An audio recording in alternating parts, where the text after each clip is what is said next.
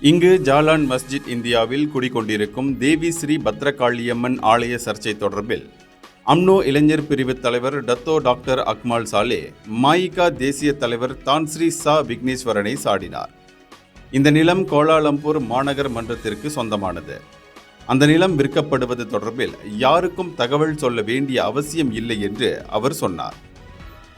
அந்த நிலத்திற்கு முழு உரிமை கொண்டது DBKL.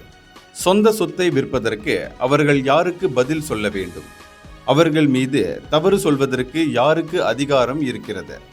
ஆலய நிர்வாகம் அது பற்றி கேட்கட்டும் என்றும் அவர் மேலும் குறிப்பிட்டார். இந்த ஆலயம் இந்த நிலத்தில் 130 ஆண்டுகளாக இருக்கிறது என்று சொல்கிறார்கள்.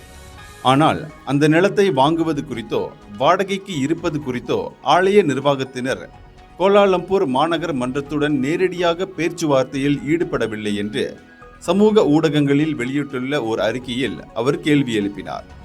இதய குரல் மக்களோசை.